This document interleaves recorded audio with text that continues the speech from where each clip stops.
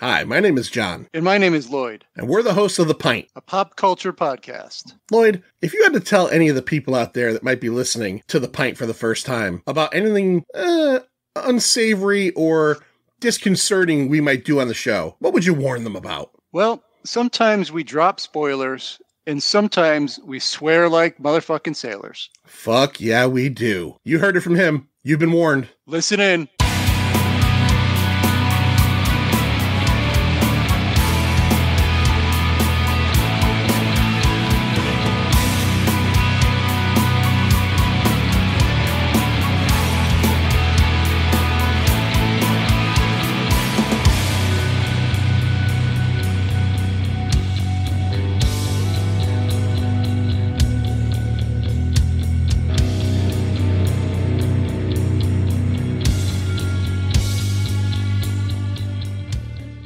Welcome to a new episode of The Pint. My name is John. With me tonight, G.I. Gary. Hello. And from Shocking Things, or as he says at the opening, Shocking Things. See? I listen. It's John. John, what's going on? No, just having a good time. How you guys doing? We're doing good. We're doing good. All right. So tonight is kind of we're doing a couple sequel episodes tonight. The first one is a sequel to a show the three of us did last year together.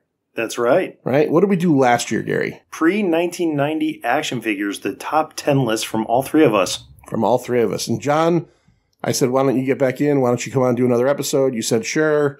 But then you said, I have an idea for an episode. What was your idea? Do the top 10 from the 90s. So from 1990, 1999, the best action figures. Our opinions, obviously. All right. So here's the thing. In the last episode, I actually had jumped in because pre-1990s, I was born in 75, I had a good wealth of action figure knowledge that time. 1990s, as opposed to these two fucking nerds, I was out there throwing footballs, getting laid, doing coke. I didn't play with toys in the No, I'm just kidding. I just really, truly don't have a good grasp of that. So it's only going to be you two guys. So I'll be playing moderator and overall judge. I may make fun of your decisions and your choices.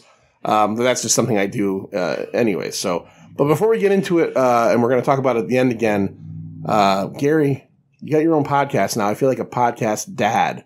That's right. Why don't you tell everybody out there about your show, what it is you talk about, and the fact that you're wearing a shirt that's a part of that whole thing because you just can't fucking not do. I'm on brand. I have to stay on brand. And my podcast, my on-brand podcast is the Chaplain's Assistance Motor Pod, a G.I. Joe podcast. That's right. And you talk about, I listen, by the way, I am a diehard listener. John listens as well.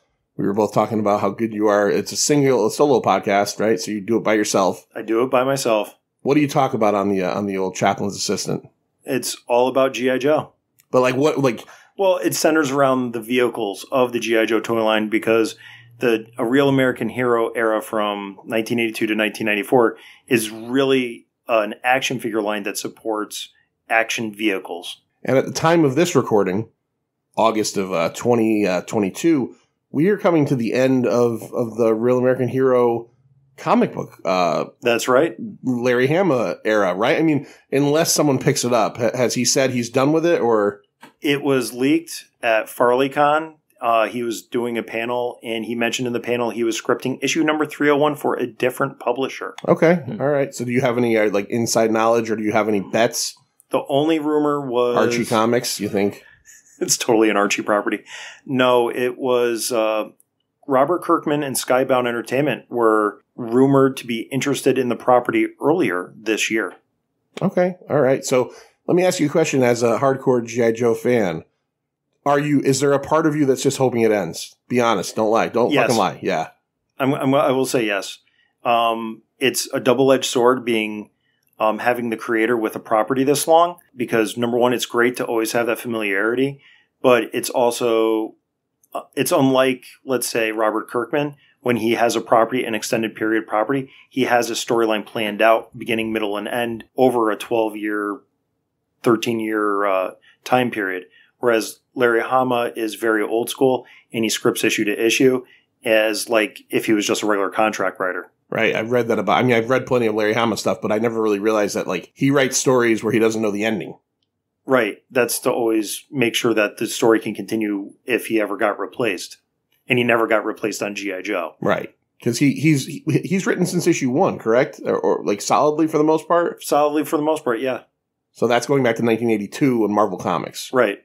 So yeah, this is, 40 years now.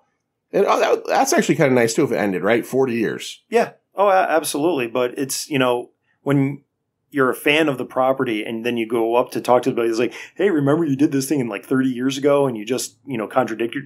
It's like you come off as such a nerdy asshole. Yeah. Well, you've also said that he's actually like killed characters and then not realize he killed them, right? Oh, yeah. Sneak Peeks died twice. Larry Hama. Yeah, great creator.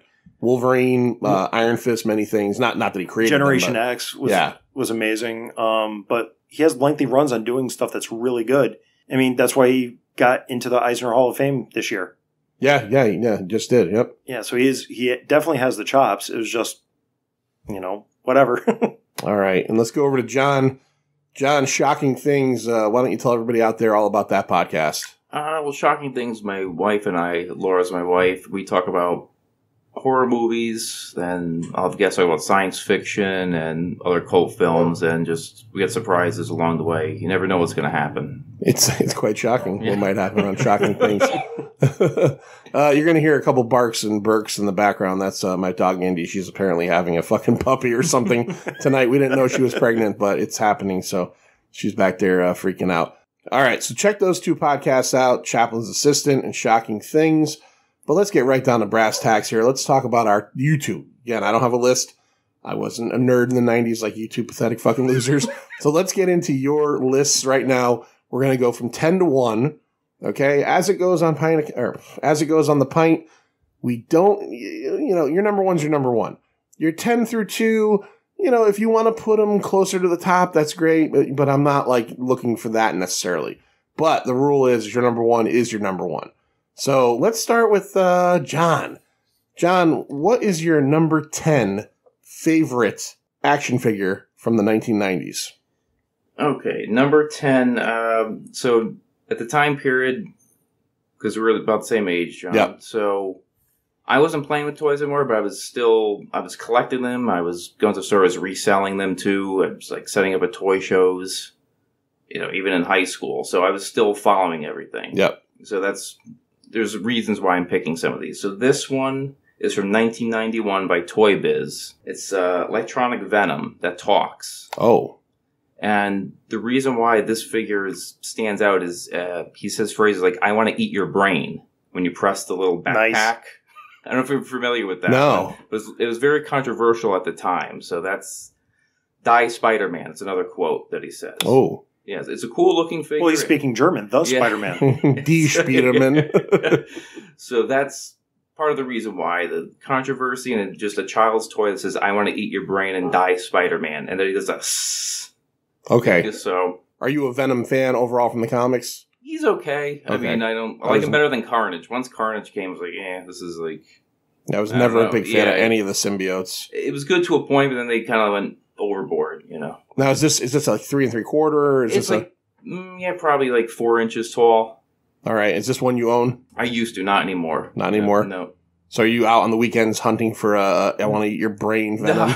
No. I don't need it that bad, but it's for the 90s. I have some 90s stuff, but that's not one of them. But it's up there though. Now, at the beginning of that, Gary, did you notice like how John was saying like we're on the same age, and I wasn't just a nerd. What he's trying to say is that John was getting some puss in the 90s too. All right, he's trying to be a gentleman about it, but he's like, hey, look, I fuck too. All right, so. This is how I afforded my dates. Yeah, this is how I bought my condoms. This is how I took the bitches out. You flip a Venom figure, right? Flip a Venom figure. Go to a Red Lobster. Flip a Venom figure. Go to a Red Lobster. Get a pack of Trojan Magnums. Fill them up a quarter of the way and fuck away. All right, Gary, your numero DAs at 10. All right, so this action figure. This action figure line I couldn't ignore because of its absolute dominance of the 1990s, and that would be Playmates Teenage Mutant Ninja Turtles. So I had to pick out one figure out of that entire line to really represent that line, And because all the core figures were released in 1988 and 1989, so they started, doing the new features. So I went with 1990s Don the Undercover Turtle. And it's Donatello. Oh, is that him with the trench I've seen coat? that. He looks like he's going to start jerking off on you. When I bought toy collections, he's almost always been in there, and then I just sell it for 99 cents or give it to Goodwill. It's ubiquitous. It's been in, I bet you a ton of kids had it. And you can't ignore the Teenage Mutant Ninja Turtles in the action figure scene for the 90s. And he's who I chose to represent it. Okay, and he's that look is more familiarized from the first movie with Raphael, right? Because doesn't Raphael wear the trench coat in the first movie? He goes out and I don't know, jerks off somebody, sells somebody a watch from the inside of the thing, and then yo man, you got a pizza?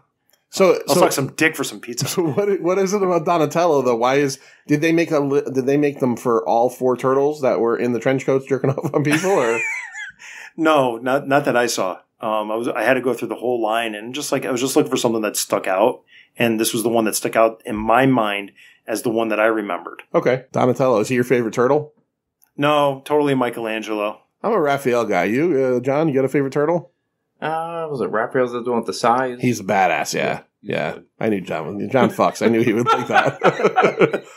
All right, John, what's your number 9? Number 9. So the 90s were interesting year for action figures because the reason being it's the first decade where you had exclusives or just you couldn't go to Toys R Us or Walmart for certain toys. You had to go to comic book stores or from retailers online. And this is one of those figures. And the detail really started getting up. They upped the ante in the 90s.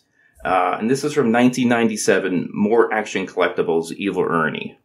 Oh, I remember Evil, yeah. Yeah. It's a really, really cool figure, and they make a variant that glows in the dark also. This was from the comic creator Brian. What's his name? Polito. Polito, right? Yeah. I never read any of that. What was the name of that company?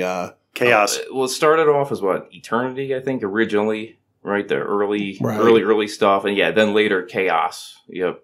And then now it's his own company. He does all direct to market, type of thing. Yep. So did you have or do you have a figure of this? I had it, but not anymore. But it's the type of thing, I can't keep everything. You just sell shit off. Yeah. You're like Gary. He's having tag sales all fucking week long. but yeah, it's a really cool figure, very detailed. I liked the comic early on, then it kind of just turned into Lady Death became the star attraction. Right. She's hot, and then, All Tits right. sell. Yes.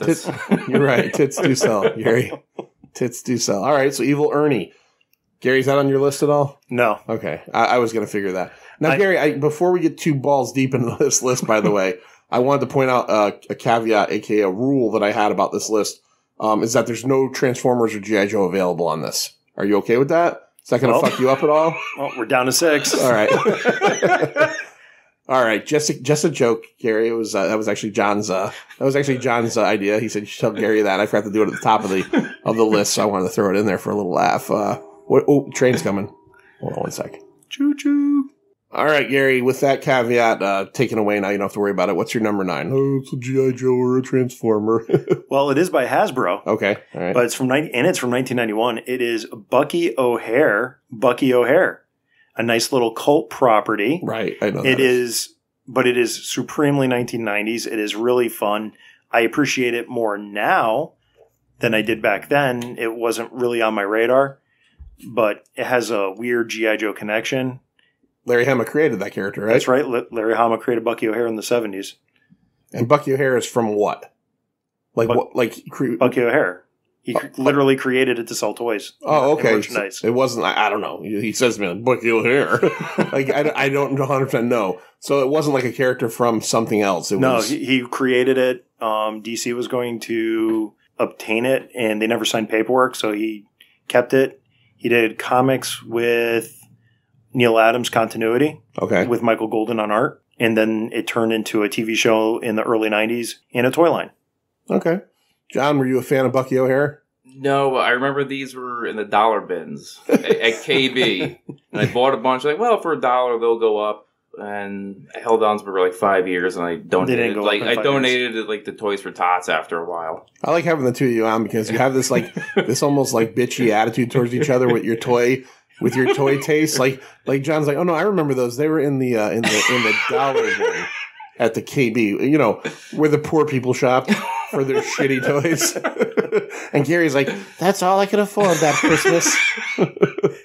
John's like, yeah, I was too busy fucking. I was collecting cans for toy money. Yeah. Oh, you actually mentioned that in your last episode that you used to collect cans. So you said nickels.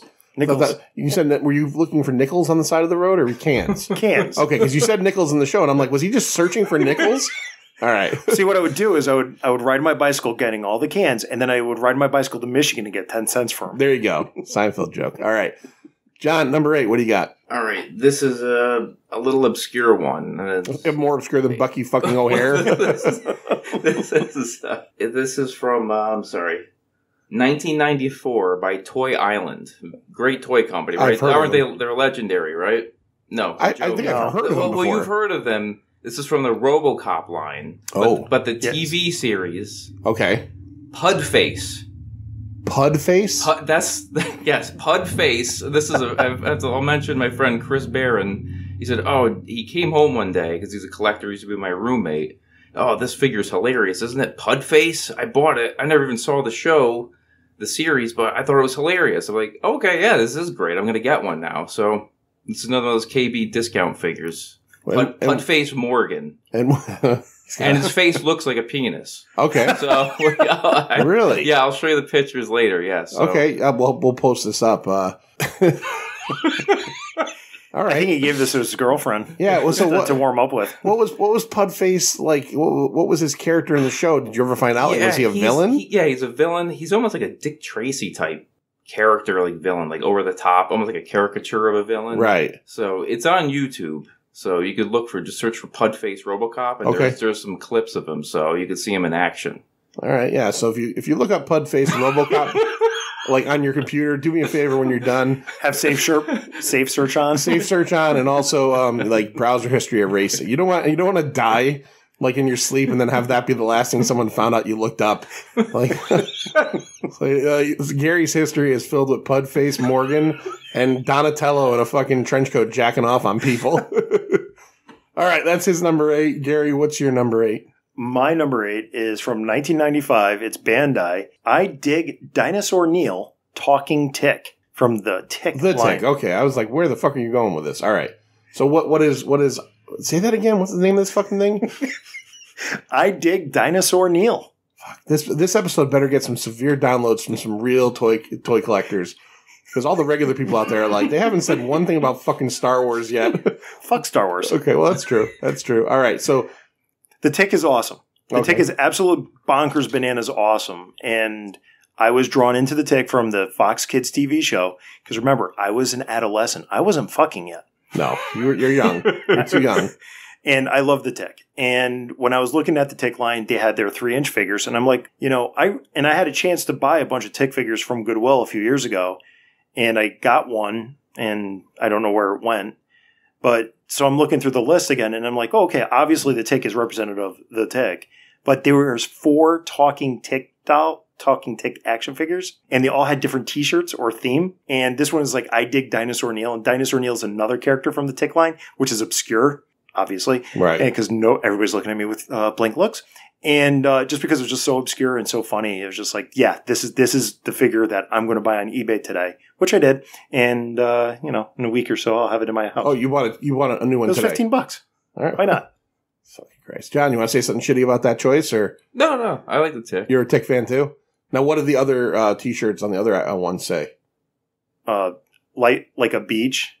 Yeah. There's another one where it's like Hang 10, and he's wearing swim trunks, and he has sunglasses on. Okay. And there's one other one. I can't think of it off the top of my head right now. All right. Well, that's just... As I was doing the research for this episode, I was just like, ooh, cool. And then I was like, ooh, I'll buy now. All right. So he bought another. Did doing this list get you to buy anything on eBay, John? I looked for, yes. I brought some stuff. It was in the back of my head for a while. Then I looked at the list. I said, all right, how much do they cost now? And I got them ridiculously cheap. So I brought them here. Okay. And I'll show you. All right. That's... all right, fair. What's your number 7, John? Okay, number 7, 1992 Kenner from Terminator 2. White Hot T1000 with Aeroblaster. Because remember, he had that Aeroblaster. I was going to say, is this one of those famous like baked potato salesman Batman toys where like they make shit up from the movie that didn't happen in the movie? Yes. Yeah. But the cool thing about it is it's color changing, so it turns white hot under cold water. So just white is what it is? White hot, though. Remember in the movie? Remember he turned white? It turns white hot under cold water. Yeah, so... Yeah, like silver. he never turns white hot, does he? I don't know. You go along with it. And the figure itself is like gold and black. Is it like a T-800? Like, is it the exoskeleton? Is that what it is? No, it's the T-1000. Yeah, Robert Patrick. Okay. Yeah. All right. But they make up their own colors. They made a glow-in-the-dark endoskeleton. The How T-800. dare a toy company do that? I don't know if you ever saw that. It's cool looking, but it doesn't make any sense. Meanwhile, characters from the movie that were in the movie, like Miles Dyson, never got an action figure. Poor Miles Dyson. He starts the whole fucking thing. He doesn't get an action figure, but they make up 10 different ones that weren't in the movie. They make up donut eating T-1000. We talked about this many years ago on one of the first episodes ever. That's where the baked potato salesman Batman joke comes from, is how like they always like have to do that in these movie lines, like Batman Returns. And then they'll have fluorescent orange Batman or like Night Ninja Attack Batman. It's like there's no fucking undersea scene. welder Batman. Yeah, there's no scene in fucking Batman Returns where he's undersea welding.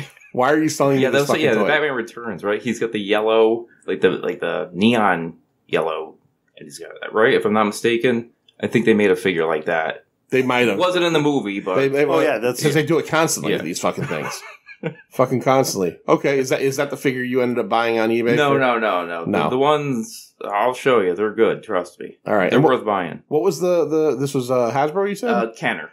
All right, 1992. 1992. All right, Gary, what's your number 7? Well, I'm going to keep it in 1992, but I'm going to take away the neon. I'm going to go with 1992's Hasbro G.I. Joe Roadblock version 4, the recalled action figure.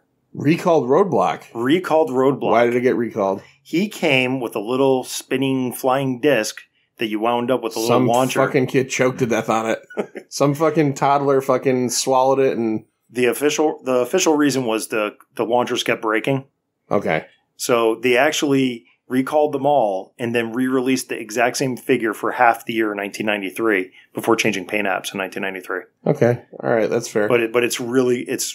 It's cool because it has an action toy, and also it's also a really good Roadblock action figure because it's not neon like a lot of the other stuff in the 90s. It's pretty cool, and it speaks to me because that's when I was really reading G.I. Joe, and that was the Roadblock that I grew up with. Does he give good body massages? You look at the size of his arms, yeah. I want to make a little note there, a little asterisk pint note, by the way, when I 2 minutes ago was joking about some toddler choked to death on it. I wasn't really laughing about a kid choking to death. It's just in the past there's a joke, well, not a joke, there is a reference to what was it, Battlestar Galactica and also Silent Raider and Boba Fett in the 70s. They recalled toys because, and yet I still shouldn't laugh about that. But anyways, John, get me out of this. Your number was 6 or 7? 6. And this was a hot figure back then, I want to say. Cause it still is. It's like a $300-$400 figure. Back then, they were going for like $100. Were you trading in on the old... I never found one. No. I was definitely looking for them. Gary, say something bitchy like, I've got 7. I have 0, and I refuse to pay the 6, 7... Yeah, it's like $500-$600 now. Let me see this. Yeah, you can see it. I printed it out for your pleasure. Roadblock, heavy machine gunner. All right, machine gun launcher shoots, battle stand included. My Roadblock from when I was a kid had the brown and green camo. Yeah, and he's skinny. He's actually skinny. He doesn't look brawny. This guy's brawny. What is the giant? Is that like a fucking 55-gallon trash can on the top there, the accessory? What is that?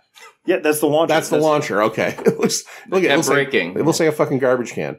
All right, John, what's your number 6? All right, 1995 Kenner. Superman Man of Steel line. So this is... Can't cheat if it's a 2-pack, but you can only get this figure in the 2-pack, the Doomsday. All right. That was a really, really a big deal back then, the death of Superman. So this is a 2-pack. Oh, he's got it here. And it comes with an exclusive comic. So I like the fact that it has a comic book so kids can read the comic and play along with it too. And the Superman's not a traditional Superman. It's got armor on it. Oh, yeah, that's. Well, he did die last time he fought, Doomsday. You know who would love this toy is our buddy Stu from SWL Productions. He loves Doomsday. Does he? He's a big Doomsday fan. By the way, I want to shout out real quick, before we move on a little bit, I want to shout out real quick. Stu came down to Connecticut for TriffCon a couple weeks ago. And me and Gary and Lloyd and our buddies at So Wizard and a bunch of other friends, we all hung out all day long, had a good time. Got to meet Stu's lovely wife, Amanda. She's a ton of fun to have around. And also my buddy Joe, who does the show with me every once in a while, who lives down in Baltimore. He came up and hung out with us a little bit. He actually stayed here for the whole weekend, slept on my couch, and we had a good time. And just wanted to say, hey, thanks guys for coming up, and it was a lot of fun. Not usurping your point there. I just wanted to throw that. You said Doomsday, and I thought it was Stu. No, I thought it was Stu. So is this something here like you've had forever, or you bought these recently? Yeah, I have a loose one and a carded one. So, okay. Yep, I always Nice. liked it. Finally came out. It took them a while when the comic book out? 1993, The Death of Superman? 93, yeah. Right, so this is 95. Took them a little time, but it was cool. I Do thought you- it was... Do you remember thinking that you were going to put your future kids through Nope. college? I remember the conversation because I was like the one person in high school that collected comics and toys. And Yeah. I remember people were asking me, what should I do with this? I said, flip it. Don't hold on to it. They're You're- mass produced. Your friends are coming to Yes. you like you're Smith Yes. Barney. No, and I'm Like- not a genius, but if you follow the market, it's hot now because it's on the news, what Newsweek, the newspaper. I said, nope, it's going to die down like anything else I learned quickly. Certain things are hot and then they cool down. John, can I see you after fourth period? Your teacher's coming to you. John, can I see you after fourth period? I want to ask you a couple things. And you're like, fuck, I'm in trouble. And he's like, The Death of Superman. How many copies should I buy today?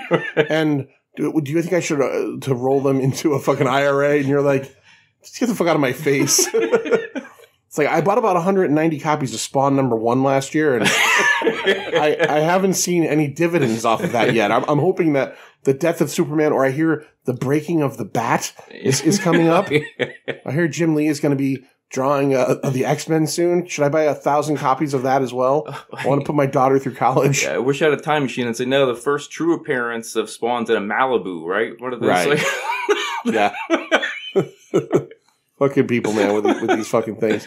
There was a Netflix documentary a few years ago I watched. It was very good. I don't remember the name of it, but it was narrated by Liev Schreiber, and it was about like 3 like eras of comic books, like the beginning, the silver, like the golden age, silver age, and then like current. And during the current segment, they talk about the death of Superman, and they show news footage from 1993.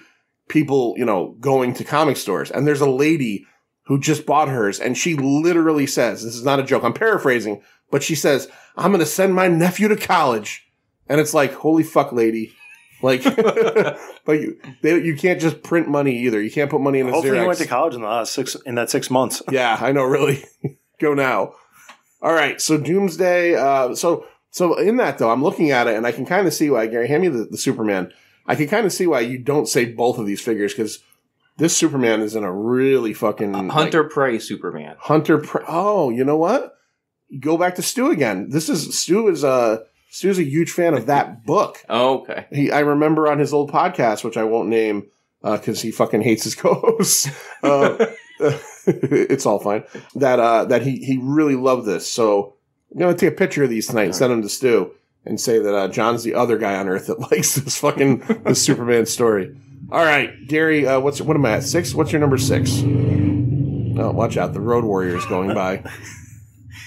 Well, my number 6 is 1993 Hasbro Transformers Generation 2 Megatron.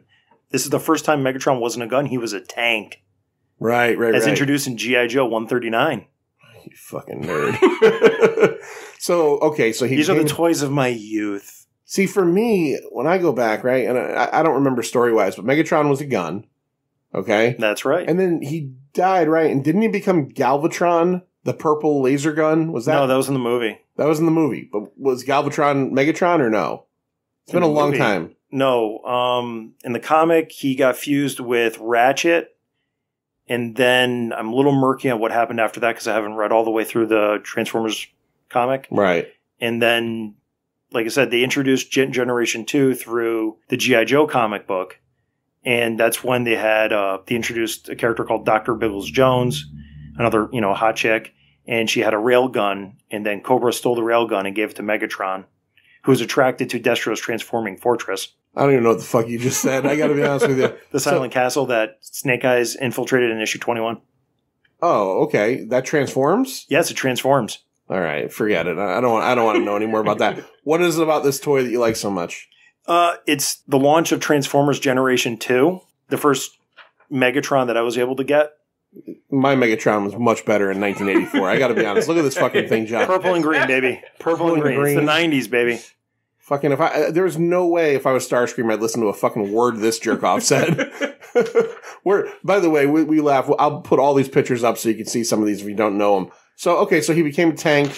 Was it still die-cast or it looks plastic, right? Yeah, it's a lot of plastic, but it was still made by Takara, and it's still a quality action figure.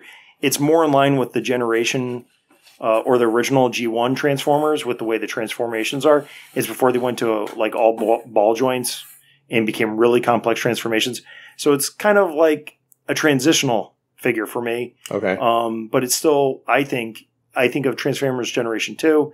There's a lot of reissues. You know, Optimus Prime was essentially the same as he was in 84. Grimlock, the same as he was in 85. And there was a lot of other reused characters. But Megatron was like one of the first all new ones. And he's a main character. So I think it's pretty cool that, you know, because he also couldn't sell him as a gun anymore because. Yeah. Oh, yeah. Reasons. No. So I was 9 in 84 when Transformers came out.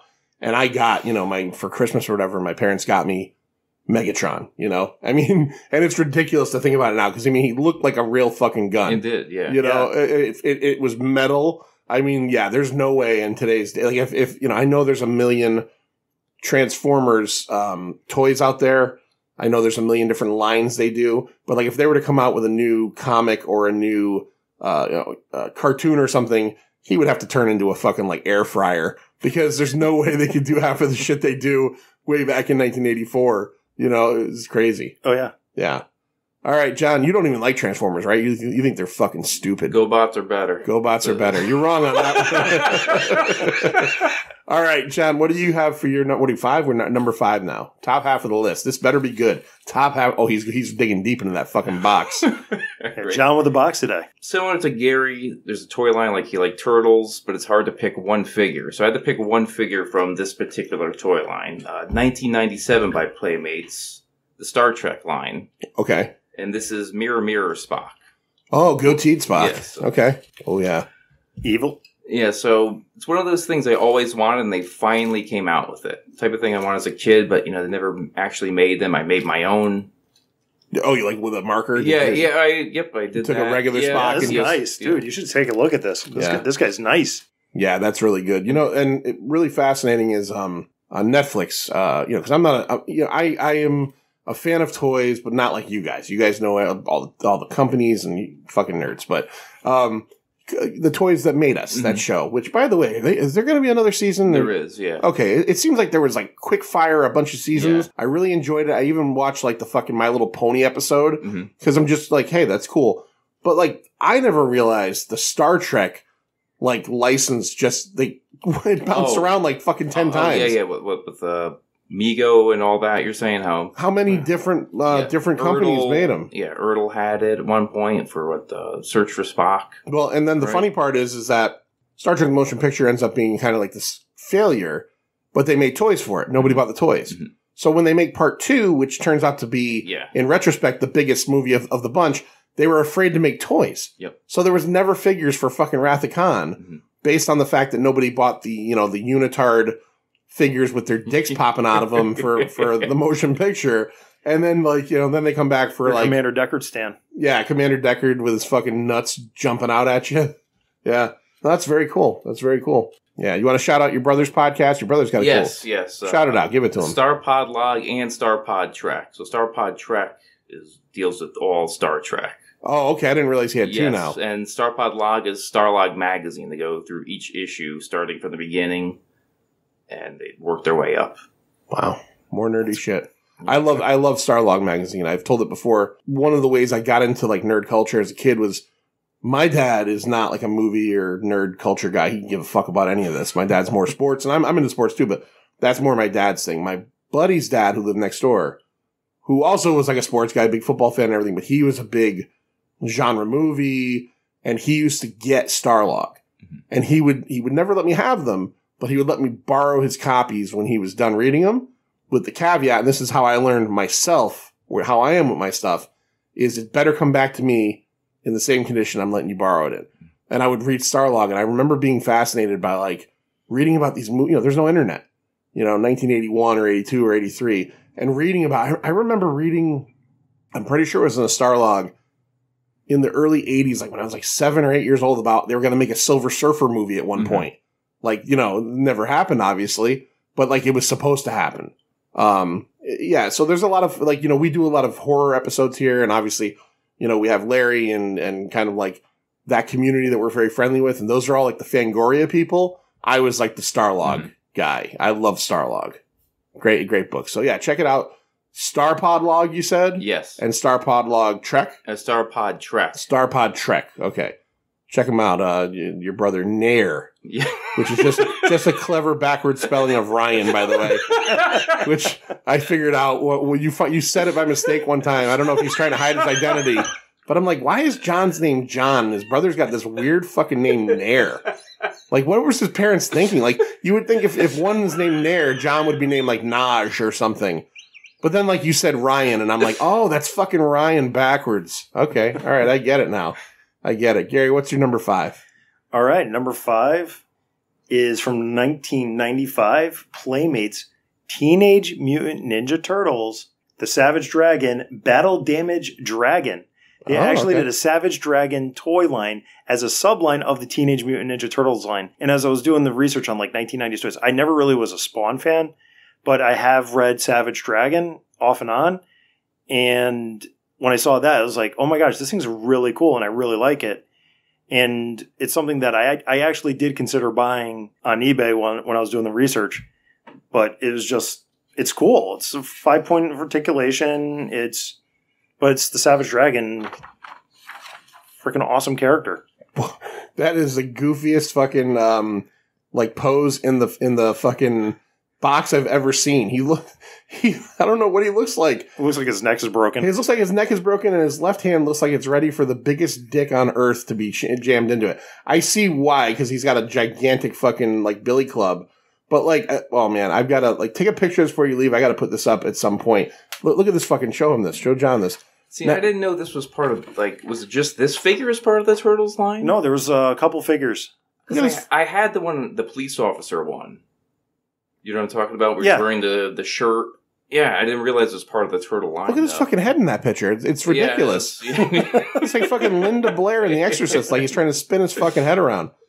Did I sell you all my Savage Dragon books? Yeah, that was you. Okay, I sometimes can't remember who I sell shit to. And he's still doing them, Eric Larson. He still does. I can't believe it. Still does. I've got doing it his own way. Funny story about Eric Larson, and I'll make this I'll give him credit on this story. Did I ever tell you this story? When years ago, before podcasting, I used to write for a website that was in Maryland, and I had this like little series I did. I would contact comic pros. And I did I think it was like 10 questions with, and it was 10 fucking like quick, dumb questions, but like, just like, it's supposed to be like a fun, like 1-page thing. And I did it with Cullen Bunn, who's written stuff, Harrow County, and he's done a lot of stuff. And I did it with, Jimmy Palmiotti, who's done a bunch of stuff, and they're all very cool. I did it with several people. And then I did it with Eric Larson, and I sent him a thing. I said, could I ask you these questions?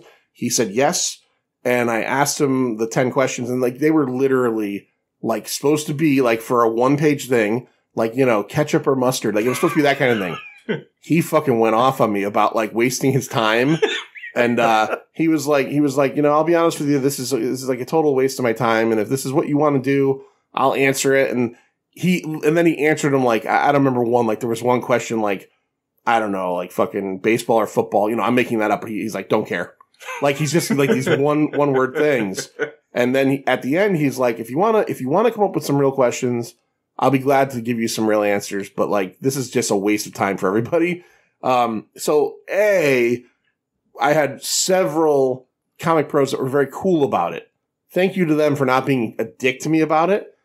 Eric Larson was a dick to me about it, but I will say, are you saying you were trying to do something fun? Yeah, I was trying to do something fun. Why would you do something fun? Why would I want to be entertained and have fun? And he wanted nothing to do with it.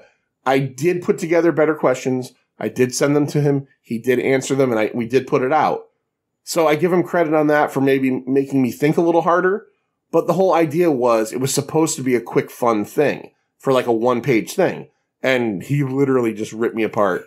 Like, I remember there was another question on there and he was just like, don't care, not answering this. And I'm like, fuck this guy.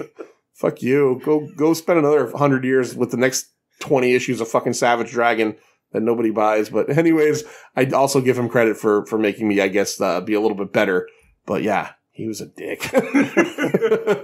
All right, John, you're number 4. Okay, it's another one of those independent toy makers that were really emerging in the 90s. Full Moon Toys, 1998, from the Puppet Master movie series. Oh, okay. 6-shooter.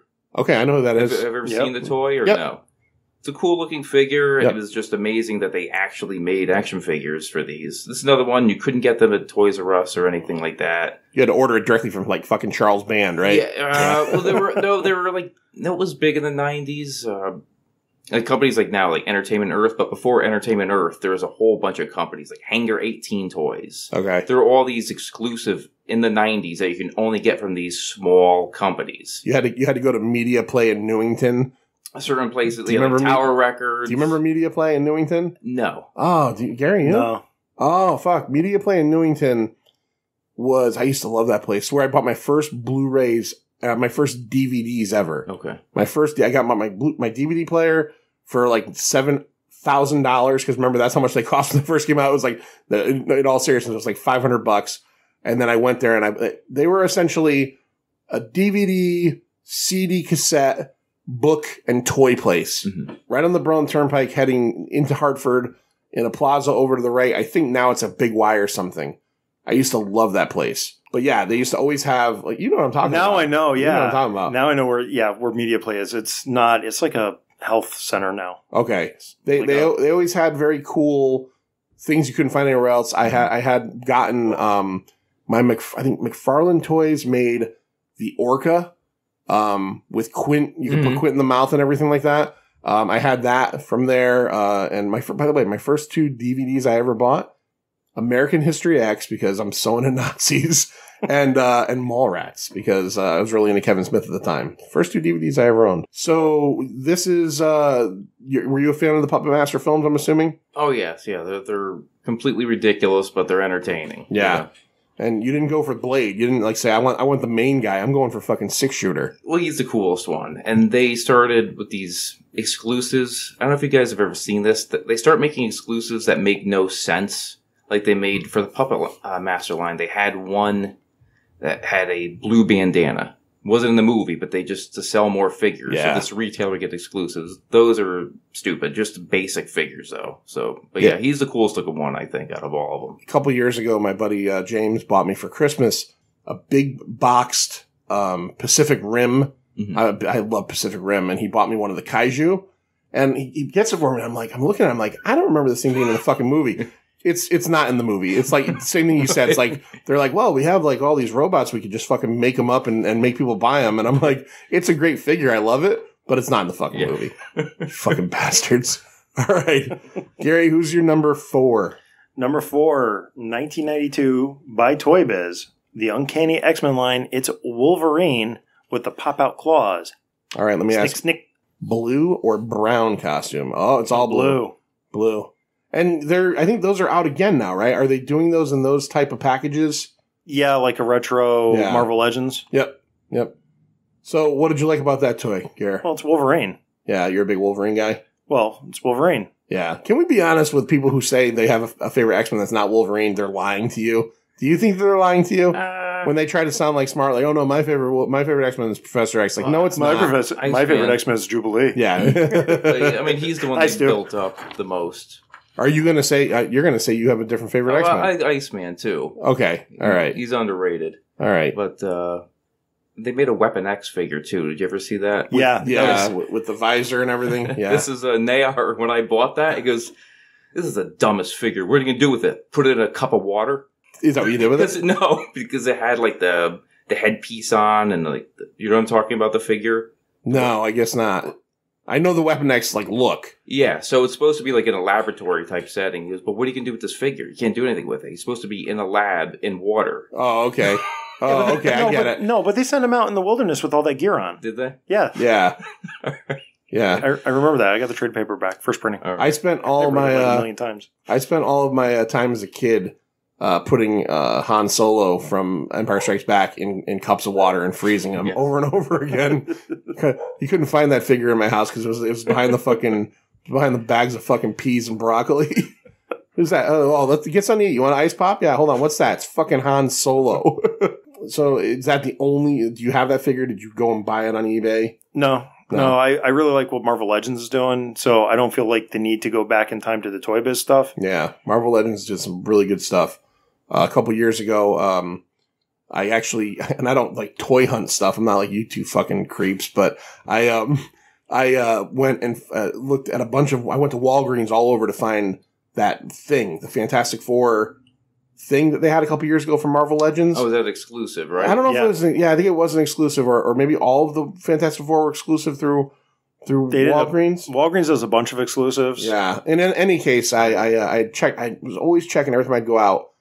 And my buddy, Jerry Morgan, Andrew Morgan from Recent Activities' brother, we used to talk about toys. And, I was out with my wife on a Sunday afternoon eating lunch. We were at a Boston market. And he calls me. He's like, dude, they've got 4 of them at a fucking Walgreens in West Haven. And I'm like, I don't go to West Haven for shit. I'm like, we have to finish eating and go to West Haven right fucking now.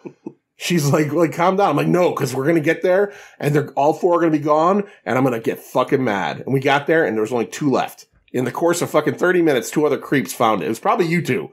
You two probably bought them out. Do you ever see the Facebook? I'm sure Gary has. People will be in a store and say, I'm in this store. I'm in New Haven Walgreens now. Yeah. Here's what's on the shelf. And then people drive to the store. So that's what someone did. Okay. Yeah, it's all over Facebook, Twitter. Like, I'm in the store for another 2.5 minutes. I got into a rabbit hole a while ago, a couple of years ago, that I got out of, where I watched a lot of toy hunters on YouTube. And I was just like, I just can't watch this anymore. I just can't watch these people I don't know in states that I'm not from, continuously going into Target after Target after Target and going, well, they got 4 more bishops, but they don't have any Weapon X's. And I'm like, I don't fucking care, man. I'm sure you guys know what I'm talking about. Yeah. All right. John, number 3. Okay. This is the ones I told you I was researching. I found them cheap, and I said I have to buy them. They're 4 of the same figure, or Gary would say a doll, right? Doll. If it has clothing, it's a doll, right? But it says action figure. And there's an interesting story behind why these are made, too. So you have to pick which. I know one I think is the best one. It's a toss-up, so you tell me. All right. Multiple choice here on the I bike. like it. A through D. All right. Should we be announcing them out? Or? All right. So we have this is Jesse Ventura. Man of action. Man of action. Governor of Minnesota, as he would say. Volunteer football coach. U.S. Navy SEAL. Mayor. Okay. No, you can open up the flap, All the right. window, you see it? And you can see his... Jesus. He's got, this is the funniest fucking shit ever. So as I open it up, the first thing I notice is that he's got Zubaz pants on, and he also has a shirt on that at the bottom says what, Gary? What does his shirt say at the bottom? Zubaz? So it's officially licensed. It's officially licensed Zubaz. He's wearing doll Zubaz. All right, so that is Jesse Ventura in kind of workout. In his volunteer football coach outfit. Yeah, he's in a workout gear. Okay. This is great. What else That's we got? hilarious. So the whole story behind this was to raise money for his campaign. Okay. All right. These were made. This one isn't on the back. I don't know if this is a rare one, but this is, I think, it looks like him as the announcer type gear. It doesn't say it, where he's got the fringe jacket. Let me hold it up here. He's got a U.S. Navy SEAL shirt on. He does have that Western motif. Yeah, he's known for that Western kind of motif. Yeah, all right. So we have Western motif, frilly leather jacket, Jesse Ventura. Not listed on the box as a variant, so maybe this was a chase. Yeah. Does your wife know you own these? Is she frightened? Does she go to sleep at night with one eye open? Does she go, didn't you son of a bitch? These she doesn't know about. Okay. But she'll definitely think I'm an idiot. This is him as the governor. Oh, 3-piece suit. Oh, wow, yeah. Oh, yeah. Open that flap, Gary. Oh, I'm opening that flap. Open that fucking flap. Oh man, and I like how the band across his suit it holds comes him. across as like cummerbund. It does. It looks like a cummerbund, but it's actually just to keep the figure from moving around in the box. Yeah, dual purpose. It's fashionable. And they look like they're in the I like how shiny the suit is. It's very 90s. Same size, and the box is similar to Turbo Man from fucking Jingle All the Way. All right, what's the last one? And the last one is the only one I actually did buy in the stores back then. Okay. Oh, let me guess. Navy SEAL, right? Because it looks like the looks Predator. like Blaine. Yeah. So All that's right. the reason why. All right, let's see that bitch. Oh yeah. Oh yeah. All right. So we've taken all four into account. We have volunteer football coach, United States Navy SEAL, Western motif, and then governor. So let's start with Gary. What is your favorite of the what's the company that made these? It's a good question. It is out of fucking business. Products sold under license from Ventura for Minnesota Incorporated. Manufactured by Formative International Company Limited. All right. They don't exist anymore, I bet. Yeah, but they're in China. They're for Toy Boy Man, Kirschner and Associates. All right, Toy Boy Man. What is your favorite of the Ventura figures, Gary? Well, I would have to say that I would go with what Little John bought in the 90s. I would go with the Navy SEAL Going with Jesse that? Ventura. Yeah, absolutely. All right. It definitely is. It's the Wolverine of the bunch. It's the one that you think people should pick, but me personally, I'm going with the governor one. Because goddamn it, he cuts a nice swath in that suit, you know? He looks very dapper. Looks like he's ready to, I don't know, get some roads paved in fucking in near Lake Minnetonka. John, what's your favorite? See, it's tough because the Navy SEAL one, but the Zubaz pants though. The Zubaz as pants. the football coach, it's a toss up. That's Yeah. why it's tough to pick. You got to pick. This is Sophie's choice. You have to pick one. All right, I'm football coach. Football For coach. the pants, All right, fair. officially licensed. Three-way split. All right, three-way split. Gary, are you going to attempt to buy these from John No. before the night's over? All right. No.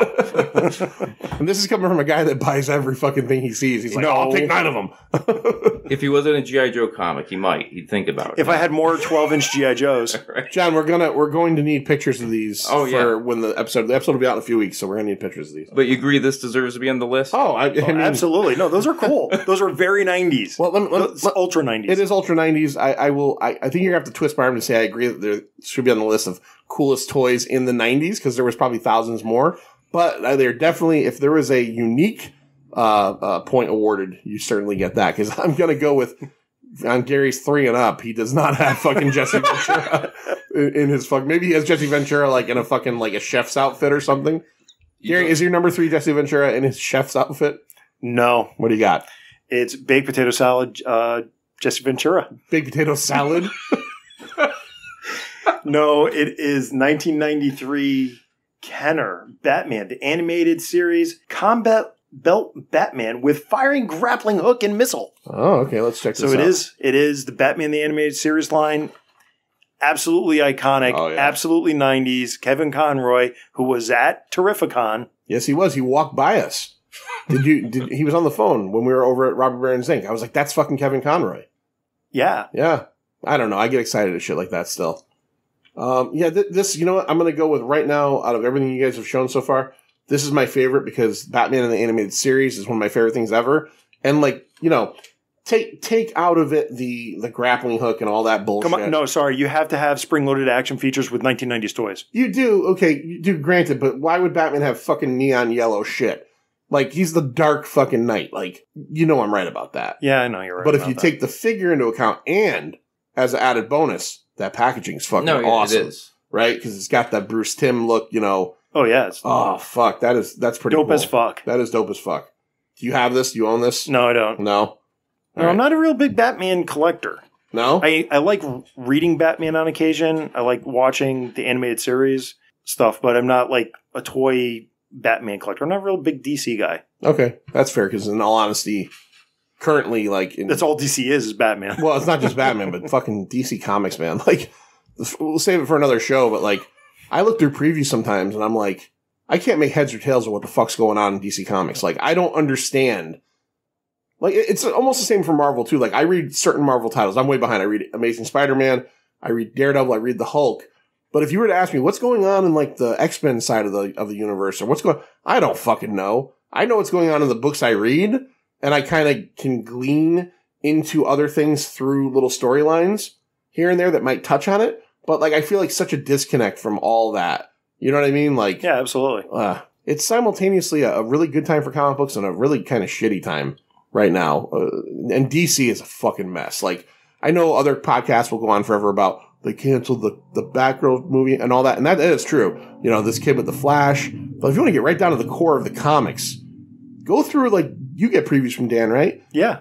Just read the DC previews book and try to make heads or tails of, like, I have no idea what's going on in DC. right. I only collect the White Knight series by Sean Gordon Murphy. Right.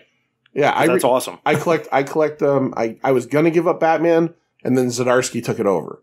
And I like him on Daredevil so much. But Zdarsky's good. We'll talk about, we'll do another show on this, but Jesus Christ, what's going on over there? All right, John, what is I'm assuming we're at number 2, correct? Okay. Yes. Number 2, and I brought this one also. If it's a figure of like fucking short, like 6 different Schwarzeneggers, I'm gonna go crazy. What do you got? What do you have with you? It's Ross Perot. But it's similar. It's a military type. The company that made it's a military company. 21st Century Toys. If you're familiar with them, they made like the 1/6 scale military toys in the 90s. I don't know if they're in existence anymore. Are these the ones that are like usually sold in like a pharmacy's like toy section? No. These like are knockoff G.I. Joes. They were detailed. Okay. At Toys R Us and all that. But this isn't a military figure. Oh, Jerry Only. Yes. So okay. They actually made a Jerry Only and his brother Doyle. It's the only like non-military figures they made. So I'm not a Misfits guy. I know really nothing about the Misfits, but I will tell you, I can see it. I will tell you that is fucking dope. Like, that's really, I could see where a Misfits fan would really want that. Did they make also a Ghoul or no? they were supposed to make at the time, this is after they broke up with Danzig, and it'll be the whole story. Like, Jerry only bought the rights for the Misfits, so Danzig was doing his solo thing, and then Jerry only restarted the band, I think, in like 1995. So he had a different singer, Michael Graves. Okay. Different drummer, Dr. Chud. You like that name? No, I like Pud. Was their original drummer Pudface Morgan? Yeah, so they started off with 2 figures to see how they would sell. So they made Doyle and Jerry Only. They didn't sell that well. They planned on making the Dr. Chud and Michael Graves, but then these didn't sell well enough. The retail on these are like $24.99 each or $29.99 each, which they're detailed. No, enough. that's super. Can you hold that up again for a second? That's super fucking detailed, man. Yeah, I'd say this is on like the logo of like something from Mezco today. Yeah, no, it's that's really sweet. Is this a doll? Are the clothes cloth or is that? Yeah, yep. So you could. Yeah, Jesus. So yep, and then they got clearanced out, and they came in coffin boxes too. Okay. And they got clearance out to $4.99 at KB Toys. You after bought a while. 700. I went to every single one of them, bought every one, and resold them. Nice. Yeah, back then. Nice. All right. Is that from your original collection, or is this something? And I have a boxed one too. I have 2 different boxed ones because there's a head variation. They did like a change. They told like one of the guys who work for the band the merchandise about it, and he didn't know what I was talking about. Really? And he's like, "Yeah, I have that." He goes, "I didn't know they." I said, "Yeah." I said, "There's like they painted it flesh color, and the other one's like flesh colored plastic." It's like, I gotta look for it now, see if I have one now. You should have fucking taken his job. Should have said, "You fucking gonad. You don't know what you don't even know you're merchandising."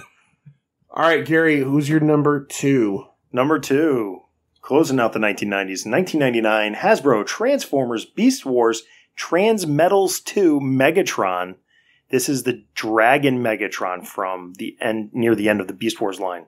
I had this. I remember being in college when Beast Wars was out, watching Beast Wars. Sick. I don't know nothing about Beast Wars. And the neck turns into his right arm, and there's like a little lever on it, and it will articulate the dragon's neck in his right arm. I love like the little evil Predacon TM, Megatron TM. Like, I love the little trademark signs. Megatron Dragon, Transmetals 2. Yeah. 3-mode conversion, Transformers Beast Wars, ages 5 and up. Yeah, it's not really a triple changer. He really has a great robot mode and a great dragon mode. And the third mode is like this half-ass dragon jet thing, and he doesn't look really cool at all, but like as a dragon, he's amazing.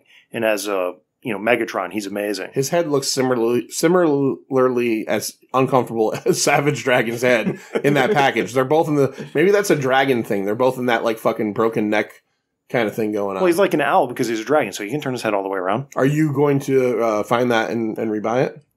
You already have, you fucking nerd, didn't you? No, I sold it. I sold it when I moved out. When I broke up with my ex, I had to sell a whole bunch of stuff to pay off debt. You didn't sell any of your Frank Zappa records, though, did you? No, I didn't have any Frank Zappa Okay, records. all right. I bought those after. All right, fair. All right, we're at number one now? We're at our number ones. We're at number ones. All right, so before we hit the number ones again, one more time, John, give everybody out there your show, all your socials, all that good stuff, so they can go and immediately following this, figure out whether to listen to a Shocking Things or a Chaplain's Assistant first. Okay, Shocking Things. You can find us on any podcatcher, Instagram at Shocking Things Podcast, Twitter at Things Shocking, and at Facebook at Shocking Things Podcasts. Science fiction, horror, cult films. We actually talk about action figures now. We'll bring up the merchandise sometimes when we talk about movies, like we did the Conan episode. We talked about the merchandise that came out at the time. There actually was some officially licensed merchandise. We just did one on Star Trek The Motion Picture, talk about some of the action figures. So we bring that up if it's relevant to the movie, or the franchise. We'll bring that up at times. Right. I say this because it's true. I'm a fan. I listen every week. I particularly love when you do your the pirate, the ghost from the fog. when you do your little language thing at the beginning, you're like, "What's the guy's name?" Oh, Captain Blake. This is Captain Blake, and I'm warning you. He does this whole fucking thing. It's hilarious. I laugh every time. I think it's great. Gary, we'll get to you in a second. John, what's your number one? A Batman, but a different Batman. Okay. Is this from fucking the Batman and Robin movie? You're not going to make us do George Clooney. American Express Batman? I was going to do that.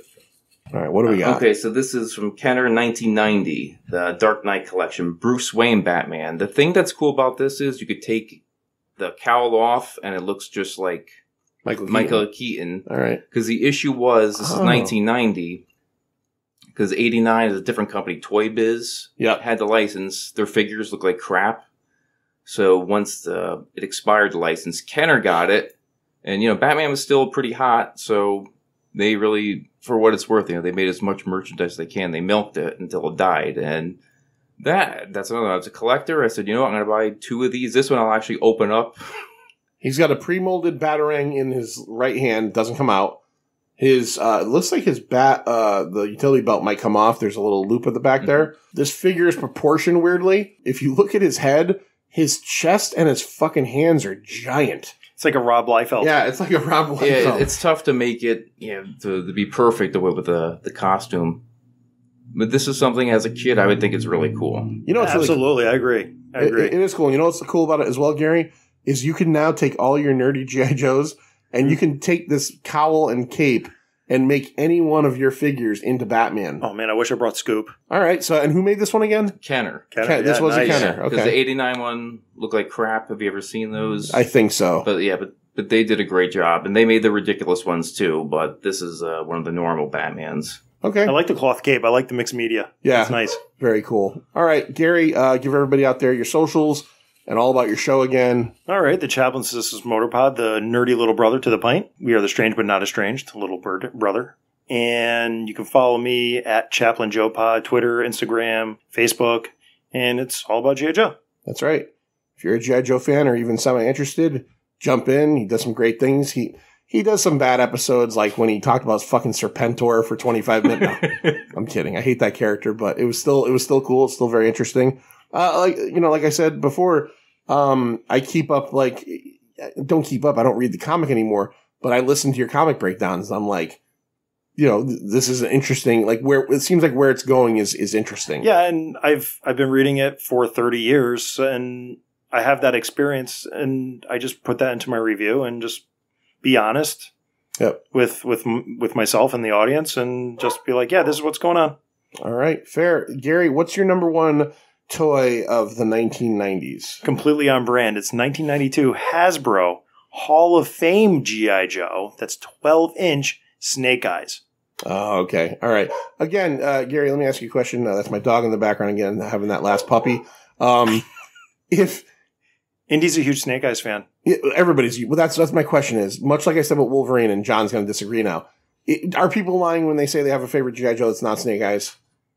Are people lying? I can tell you from experience. No, they're not always lying. I figured. John, are are you more of like a Quick Kick fan? Is that what you're going to say? No, but I like the first version actually of Snake Eyes. A lot of people don't care. A lot of people like the second version. Commando. Yeah, that's Commando. my favorite version of him. But Okay. I like Zartan a lot. He's one of my favorite characters.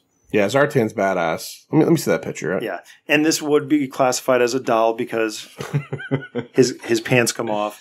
Oh, is that? Then I'm a doll too, Gary. Then I'm a doll too.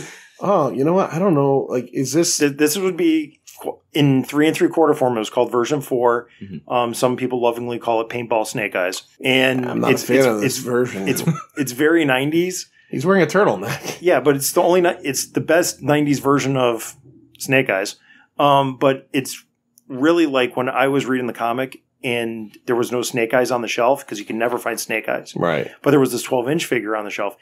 I was very, very, very close to buying him off the shelf when I was a kid. Okay. But he was expensive too. It was like a $20. It's a 12-inch, not a. I'm thinking the only one I had was the Cobra Commander from that line. Yeah, the Cobra Commander from the line was really nice too, with the real cloth cowl. But that's So that makes him a doll as well because Yeah. dolls have clothes. yes. Okay. If the pants come off, it's a doll. All right. All right. So that was a good little run there. Do you guys? You said you had. I'm fine with it. It's okay. We have a few minutes left. You said you had an honorable mention. I have one honorable mention. Go ahead. And it's 1992. It's 1992. G.I. Joe Eco Warriors Toxo Zombie. And the reason why it makes the list is it's a remold of the Toxo Viper from the previous year, 91, where they actually carved in the zombie details and just made this gruesome character. This looks like if the Predator saw it. It's got like that And it's infrared absolutely look. awesome. Even if though, it changes color underwater because, you got toxo damage. It's, it came with a squirt gun. See, what bothers me about this? But is it's like, such an awesome sculpt. It was just like so hard, but it wasn't good enough to be up there. I'll respect your choice, but like I look at this card back, I look at this figure, and I think about when I was a kid buying G.I. Joes, and it was Grunt, and it was, it was Flash, and it was these hardcore dudes that were all green. And then as, like we talked about before, like I think my fandom ended around 86 or 87. And that was kind of the line where the figures were becoming more colorful. I made a joke a minute ago, but you got guys like Quick Kick who don't even fucking have fucking shoes on. That's 1985. That's peak. But that's where it was also starting to turn. Absolutely. Yeah. All right. Yeah, don't mind that color changing Zartan from 1984. Well, but that was badass. I don't know. There was a difference there somewhere. John, do you have any honorable mentions you want to bring up at all? For wrestling, WCW made a 14-inch line of figures. I don't know if you ever saw them. No. I don't count their little figures because they're not articulated, so I don't consider them action figures. I know I'm probably being anal retentive. No, not at all, John. But they made these articulated 14-inch tall dolls. They made Sting, Sid Vicious, Ric Flair, and Lex Luger. I think the Sting one's really, really cool. Okay. So I'll mention him. And And Galoob made them also. Galoob. That's one of my favorite toy titles or names of all time. Another one is my grandfather when I was growing up. I think I maybe have told you this before. Was a huge Matchbox collector. And Ertl. I always loved the cars Ertl. ERTL. Ertl. Galoob and Ertl. Like what? And that was the guy's name, Louis Galoob. Well, was that the guy's name? It had to have been because why would you pick Galoob as a name for your company? Louis Galoob sounds like a carnival barker. Yeah. And what was it? Jimmy Ertl? This is Jimmy Ertl. I'm going to make fucking toy cars forever.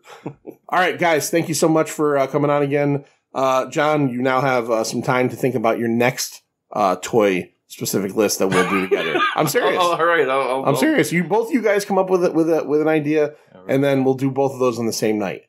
All right, Gary, you start thinking. You start thinking too. All right. Until then, I will say the words that make the show stop in its tracks, and those words are "see ya." It's over, Johnny. It's over. Nothing is over. Nothing. You just don't turn it off.